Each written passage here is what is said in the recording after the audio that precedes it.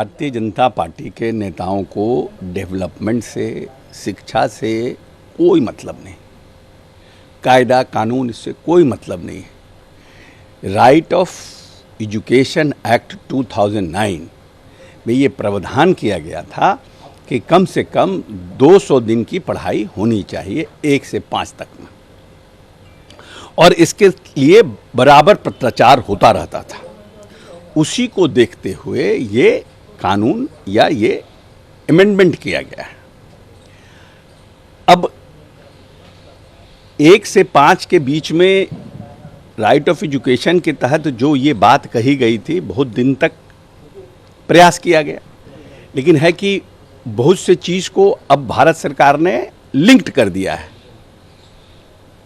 कि आपको ये नहीं मिलेगा, आपको वो नहीं मिलेगा जब तक आप राइट ऑफ एजुकेशन को इम्प्लीमेंट नहीं करिएगा। तो इसीलिए राज्य सरकार उसको इम्प्लीमेंट कर रही है। इनको लगता है कि ये गलत है, क्योंकि छुट्टियां जो हैं वो हिंदू धर्म में ज़्यादा हैं।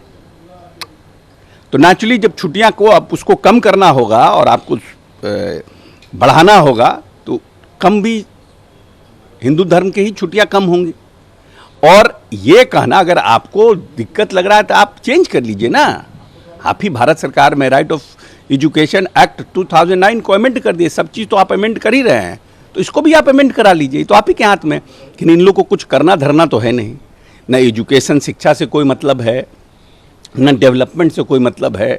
नई नई बात, नई नई चीज़ों को नया नया नामकरण, और उसके अलावा इन लोगों का कुछ नहीं है। इनको सिर्फ बिदंगड़ा खड़ा करना है। देश में कैसे हिंदू मुस्लिम हो जाए, कैसे बहुसंख्य की राजनीति हम कर लें, और जो आत्मा हिंदुस्तान की है, जो हम लोग जब बचपन में जब थे छोटे, तो ताजिया जब निकलती थी तो उत्साह से देखने जाते थे। क्या आज के बच्चों में वो उत्साह है? आज के मुसलमान के बच्चे जो है उत्साह के साथ दशहरा देखने आएंगे? इन्होंने पूरे इथोस को खराब कर दिया, आत्मा ही को तोड़ दिया, और रोज बिदंगड़ा की बात करते हैं, रोज बिदंगड़ा की। शरीयत कानून लगा देंगे, ये कर देंगे, कर देंगे। सिर्फ त्रिपुर लगाना है, न इनको शिव पुराण से मतलब है, न देवी पुराण से मतलब है, न गीता से मतलब है, न रामायण से मतलब है। सिर्फ नाम राम का नाम लेना है, राम से भी मतलब नहीं है। त्रिपुर लगाना, रुद्राक्ष पहनना और हिंदू धर्म की बात करना, इसी से थोड़ी हिंदू। रिलीजियन और स्पिरिचुअलिटी दोनों अलग अलग बात है। रिलीजन अलग है, स्पिरिचुअलिटी अलग है। ऐसा नहीं है कि हर लोग, बहुत से लोग हैं रिलीजन को फॉलो नहीं करते हैं, मगर स्पिरिचुअलिटी को फॉलो करते हैं, सोर्स ऑफ एनर्जी को फॉलो करते हैं।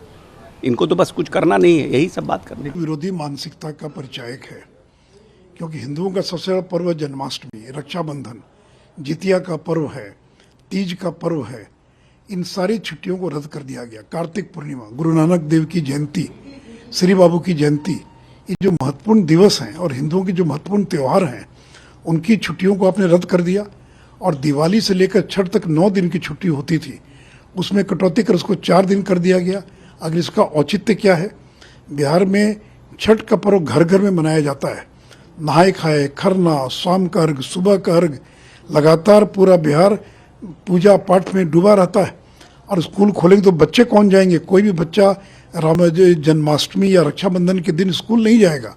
और तर्क क्या दिया जा रहा है? तर्क ये दिया जा रहा है कि राइट टू एजुकेशन के तहत 220 दिन प्राथमिक और मध्य विद्यालयों को चलाया जाना आवश्यक है। लेकिन नीतीश जी, शिक्षा के अधिकार के तहत ये भी तो प्रावधान है कि शिक्षकों को गैर शैक्षणिक कार्यों में नहीं लगाया जाएगा।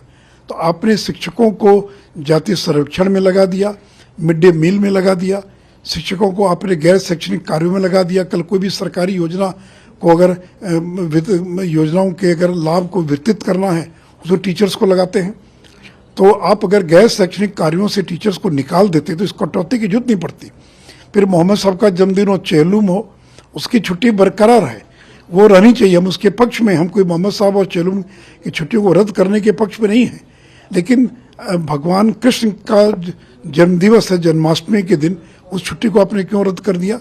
इसीलिए जो जितिया, तीज, जन्माष्टमी, रक्षाबंधन की छुट्टियों को जो रद्द किया गया है और जो छठ, दिवाली की छुट्टी में कटौती की गई है, तो सरकार को अविलंब इस आदेश को वापस लेना चाहिए।